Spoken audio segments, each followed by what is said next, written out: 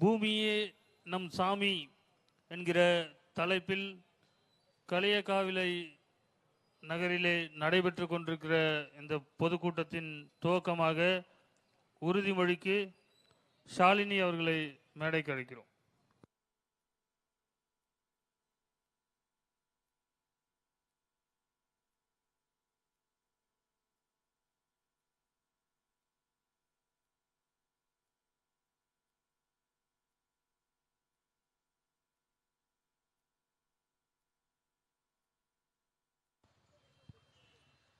அகவணக்கம். தாயக விடுதலைக்காக உயிர் நீத்த தாய் தமிழ் உறவுகளுக்கும் இனப்பற்றாளர்களுக்கும் ஒரு நிமிடம் அகவணக்கம்.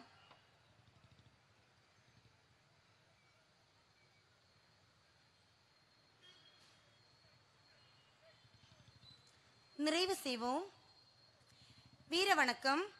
நம் மொழி காக்க, இனம் காக்க, நம் மண் காக்க, மானம் காக்க இன்னுயிரிந்த மா வீரர்கள் அனைவருக்கும் வீர வணக்கம், வீர வணக்கம், வீர வணக்கம், வீர வணக்கம். உறுதிமொழி. மொழியாகி எங்கள் மூச்சாகி முடிசூடும் எம் தமிழ் மீது உறுதி. வழிகாட்டி எம்மை உருவாக்கும் தமிழர் வரலாற்றின் மீது உறுதி. வீழ்மூடி துயில்கின்ற வீர வேங்கைகள் மீது உறுதி. இனி மேலும் ஓயோம், இழிவாக வாழோம்.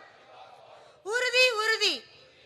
வென்றெடுப்போம் தமிழர் உரிமைகளை, கட்டி எழுப்போம் தமிழர் உலகத்தை. ஒன்றாக வேண்டும் தமிழ், வென்றாக வேண்டும் தமிழர்.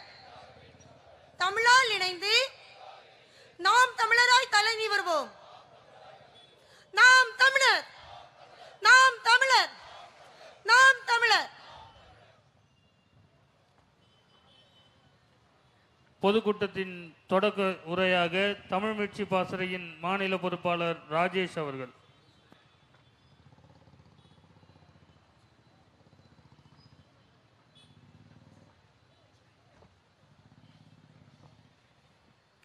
எங்கள் வாழ்வும் எங்கள் வளமும் மங்காத தமிழே என்று சங்கே முழங்கு. எங்கள் பகைவர் எங்கோ மறைந்தார், இங்குள்ள தமிழர் ஒன்றாதல் கண்டென்று சங்கே முழங்கு. பூமியே நமது சாமி என்னும் உயரிய உன்னத கோட்பாடுடன் இந்த பொதுக்கூட்டத்தை ஒருங்கிணைத்து நடத்தி கொண்டிருக்கின்ற ஒருங்கிணைந்த குமரி மாவட்ட உறவுகள் அனைவருக்கும் வணக்கம். இந்த பூமி பந்து இந்த பூகோள வெடிப்பில் உருவாகிற பொழுது மனிதன் வாழ தகுதியான ஒரே இடம் என்று உருவானது இந்த குமரி கண்டம். இந்த குமரி கண்டத்தினுடைய எச்சம் தான் எங்கள் குமரி மாவட்டம். குமரி கண்டம் எப்படிப்பட்டது, குமரி மாவட்டம் எப்படிப்பட்டது என்றால், தமிழுக்கு ஆதி இலக்கணம் தந்த தொல்காப்பியனையும், இங்கேருந்து 4 கிலோமீட்டர் தான் காப்பியங்காடு, அதுக்கப்புறம் அதற்கு அவர் எழுதிய இலக்கணத்திற்கு ஐயமர இதுதான் சிறந்த இலக்கணம் என்று எடுத்து இயம்பிய நம்முடைய அதங்கோட்டாசான் பிறந்தது இங்கிருந்து 4 கிலோமீட்டர். ஈரடியில் உலகை ஆழ்ந்த ஆண்ட எங்களுடைய வள்ளுவ பெரும்பாட்டன் பிறந்ததும் இந்த குமரி மாவட்டம் திருநைனார்குறிச்சி. அப்படிப்பட்ட குமரி மாவட்டத்தை கடந்த 30 ஆண்டுகளாக இந்த திராவிட பதர்கள் வாழ தகுதி இல்லாத ஒரு மாவட்டமாக மாற்றி வைத்திருக்கிறார்கள். ஒவ்வொரு நாட்களிலும் இந்த வழியாக தான், இந்த சாலை வழியாக குறைந்தது 1000 லாரிகளில் கனிம வளங்களை திருடி கொண்டு செல்வார்கள்.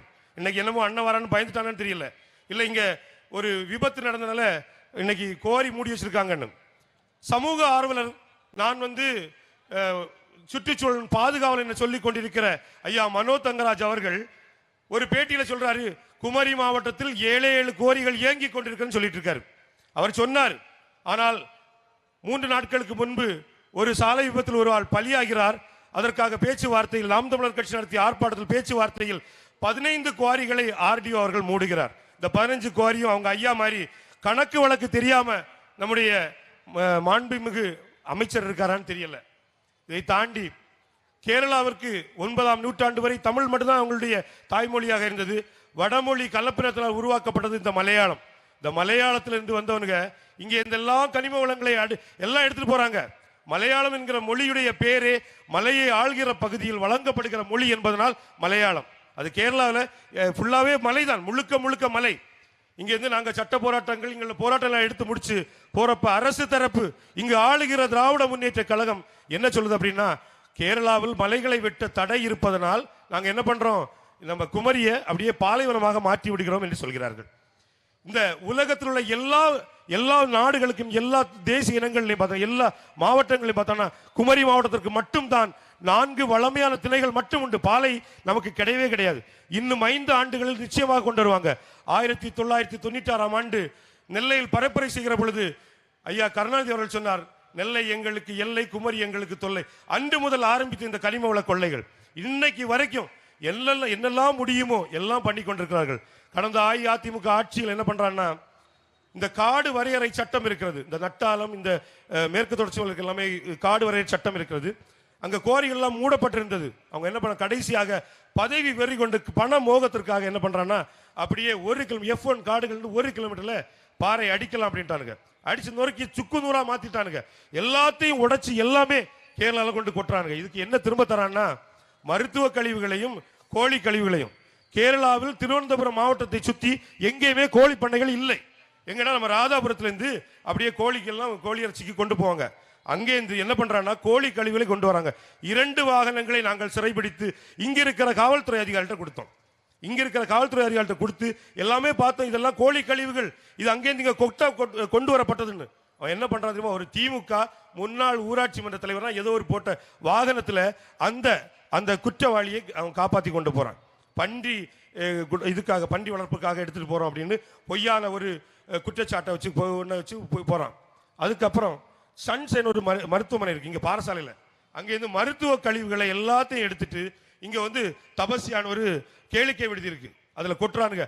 தமிழ்நாட்டில் ஒரே ஒரு ஆறு தான் உயிர்ப்புடன் ஓடிக்கொண்டிருக்கிறது, அது நம்முடைய குமரி மாவட்டத்தில் ஓடுகிற ஆறு. அதுல அப்படியே எந்த சுத்திகரிப்பும் இல்லை, அப்படியே கொட்டிட்டு இருக்கான். அதையும் நாங்கள் சிறைபிடித்தோம். சிறைபிடிச்சு இங்க நம்ம குளுத்துறையில கொண்டு கொடுத்தப்ப என்ன பண்ணா தெரியுமா, 26,000 ரூபாய் ஃபைன் போட்டு அது தெரியாம பண்ணிட்டானுங்க. ரிசார்ட்டை நம்முடைய உறவுகளை எங்கள் சிறைபிடித்தார்கள். நாங்கள் விடிய போராட்டம் நடத்துறோம். ஒண்ணுக்கு கூட அவனுக்கு வரல. ஏனென்றால் அவர்கள் இன்னைக்கும் இந்த குமரி ஏன்னா அவனை குமரி மாவட்டத்தில் ஜெயிக்க விடுறதே கிடையாது. மக்களே சொல்றாங்க 10 மாவட்டத்தில் தெரியாம ஓட்டு போட, எங்களுக்கு நாங்கள் ஓட்டு போடவே இல்லைன்னு. அப்படிப்பட்ட பதர்கள் இந்த மாவட்டத்தை அழித்து விட வேண்டும். எல்லாரும் மெத்த படித்தவர்கள், நல்லா படித்தவனுங்க, ஆனா என்னன்னா அறிவே இல்லை. இதே 2021ஆம் ஆண்டு பரப்புரை செய்கிற பொழுது, இது கொல்லங்கோடு பகுதியில் 22ஆம் ஆண்டு உள்ளாட்சி மன்ற தேர்தல் பரப்புரை செய்கிற பொழுது மோகன் மாஸ்டர், நான் எந்த கட்சியும் தவறாக பேசுவான் கிடையாது, என்னுடைய கட்சியுடைய கொள்கைகளை மட்டும் பேசின என்னை தேடி வந்து மிரட்டிட்டு போறாரு. அவர் வந்து முஞ்சிரை ஒன்றிய செயலராக இருக்காரு. அவருடைய வளர்ப்பு அப்படிப்பட்டது. இதையும் அடுத்த சொல்லிடுவோம். தேங்காய்பட்டணம் மீன்பிடி துறைமுகத்திலிருந்து ஒரு கப்பல்ல மீன் பிடிக்க போறாங்க. ஒரு உறவு தவறி விழுந்தாச்சு, இறந்து போயிட்டாரு. இங்க வந்து கப்பலை கரையற்காக எங்கன்னா குளச்சல்ல போட்டுட்டு 1 வாரம் ஆகிறது.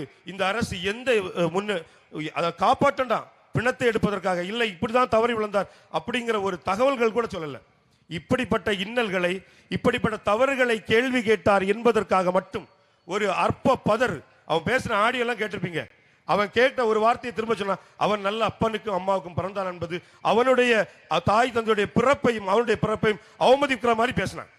அப்படி பேசினவன் அடிச்சு கொண்டுட்டு அப்படியே 5 நாட்கள் ஆகிறது அவன் அடிச்சு கொண்டதுக்கு அப்புறம் கட்சியை விட்டு தூக்குறதுக்கு. எப்படிப்பட்ட அருமையான கட்சின்னு மட்டும் பார்த்துங்க. இப்படிப்பட்ட பதர்களை நம்பி திரும்ப நம்ம வாக்களிக்கிறோம். சட்டமன்ற தேர்தலில் ரொம்ப நம்முடைய இந்த கிறிஸ்தவ மக்களுக்கு, இஸ்லாமிய மக்களுக்கு நாங்க தான் யாருன்னா பாதுகாவலர்கள் அப்படின்னு சொல்லி வாக்கு கேட்டான். கோயில்ல சாமியார் சொகுசா வாழ்வதற்காக கட்டி கொடுக்கப்பட்ட மேடையிலே அடிச்சு கொள்றானுங்க. இப்படிப்பட்ட பதர்களை இங்கிருந்து கருவறுத்து விடவில்லை என்றால் வரும் தலைமுறை நிச்சயமாக உங்களை சபிக்கும். இந்த தலைமுறை, எங்க தாத்தா எனக்கு இந்த குமரி மாவட்டத்தை இவ்வளவு நல்ல சீதோஷ நிலையில் கொடுத்தார், எங்களுக்கு எப்போ மழை பெய்யும், என்ன எல்லா காய்கனிகளும் எல்லாம் கிடைக்கும். அடுத்த தலைமுறை கையேந்தி நிற்கும் பொழுது உங்கள் தலைமுறை முழுவதுக்குமாக அந்த உங்களுடைய வரும் தலைமுறை உங்களை சபிக்கும். அப்படி சபிக்காம இருக்கணும்னா இந்த மக்களுக்காக தினமும் ஏதாவது ஒரு போராட்டம். இத்தனை வண்டிகள் இங்க இடிச்சு குடும்ப பெண்கள் இறந்து போறாங்க, இத்தனை பயணிகள் இறந்து போறாங்க, ஏதாவது ஒரு கட்சி போராடிச்சா? ஆனா நாம் தமிழர் கட்சி மட்டுமே போராடியது. நாம் தமிழர் கட்சி போராடியது என்பதற்காக நாங்கள் கைது செய்வோம் என்று சொன்ன காவல்துறை அதிகாரிகள் கூட இருக்கிறாங்க. திரும்ப இதை செய்து கொண்டால் நாங்கள் கைது செய்வோம். இதெல்லாம் வேற இருக்கணும்னா கருவ இருக்கணும்னா மாற்று அரசியல் நாம் தமிழர் கட்சி மட்டும்தான் இந்த மக்களுக்கும் மண்ணுக்கும் இன்றைக்கு வாழ்கிற அனைத்து உயிர்களுக்குமான அரசியலை முன்னெடுத்து இந்த வரும் தலைமுறையை வாழ வைப்பதற்காக மீண்டும் மீண்டும் களத்தில் நிற்கிறோம். அப்படியே சுத்தி நிற்கிறவங்க எல்லாம் கொஞ்ச நேரம் கழிகிறப்ப அப்படியே உறுப்பினராக இணைந்து வரும் தேர்தலில் 2024ஆம் ஆண்டு நடக்கிற இந்த பாராளுமன்ற தேர்தலில் இந்த பாசிச சக்திகளான பிஜேபிக்கு பீட்டியமான அதிமுக திமுகவின் தேசிய பதர்களையும் கருவறுத்து நாம் தமிழருடைய கோட்டையாக தமிழ் பரிணாம வளர்ச்சியில் கடைசியாக தோன்றிய மனிதன் முதலாக பேசிய தமிழ் இந்த குமரி மாவட்டத்தில் தொடங்கியது.